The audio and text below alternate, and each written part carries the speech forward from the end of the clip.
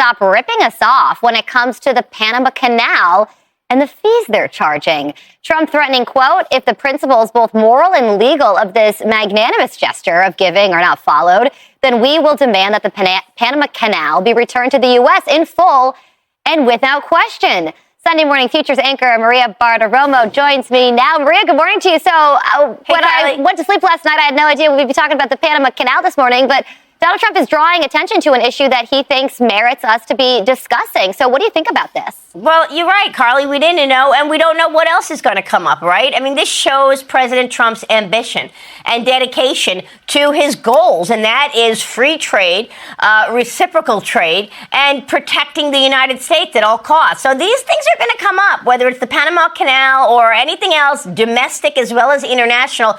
President Trump is paying attention.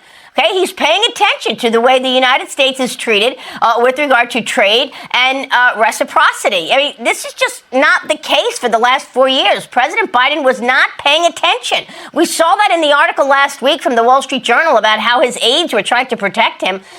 President Trump knows that the U.S. is a very, very appealing place to do business with, and he's going to ensure that it's done fairly. So I'm not surprised at this newfound, protection and focus on the Panama Canal. He's going to get to the bottom of it, and he's going to ensure that America is treated fairly with regard to trade and other economic issues. So let's see where this goes. But I don't know. I don't hear a lot of people talking about it, but I'm not surprised, Carl. I know. Yeah, you're right. If you think about it, this is what he did during his first term in office with NATO. And, a lot of establishment folks didn't like it when he said other NATO nations need to pay their fair share. But they listened to him. And now many other countries who weren't before are now paying that 2%. And just a couple weeks ago, he put Canada and Mexico on notice about the border and also trade policy. And he's saying, listen, we're going to give you some time to work it out. You have about a month. But when I enter office, I do mean business. Yeah, and he'll remember.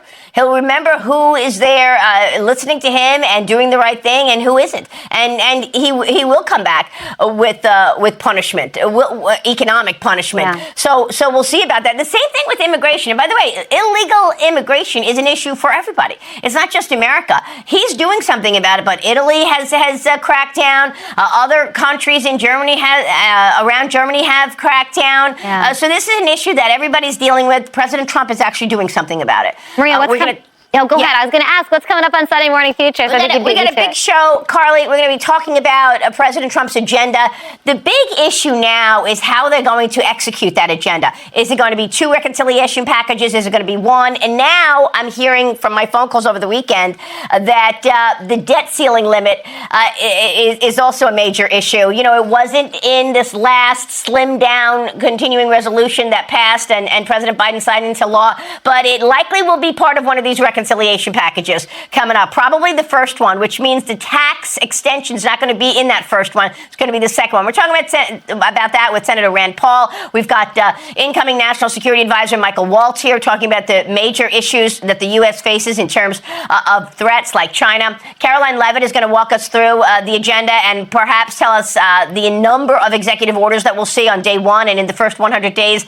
We had a great shoot with Cardinal Timothy Dolan at St. Patrick's Cathedral. Really beautiful message from the Archbishop of New York. We're going to take you to the St. Patrick's Cathedral and show you how beautiful it is. He talked to us about Notre Dame. Of course, he saw President Trump at Notre Dame when they had the big event there just about a week or so ago. And then Newt Gingrich, former Speaker of the House, is going to talk to us about all the drama that went on over the weekend. So much so that you had critics of Mike Johnson circling the wagons, trying to figure out what happens at the next speaker's vote, which, of course, is happening January 3rd. So we've got a lot coming out. We are looking ahead to the first 100 days. And, of course, we will give you a great message from Cardinal Dolan from my shoot at St. Patrick's Cathedral. It's going to be a great show. Maria, I hope I see you within the next 3 days. But if I don't, have a very Merry Christmas. It's great chatting with you. Have a great day. And to you, Carly. Happy Merry Christmas to you and your family. Thanks so much. You as well.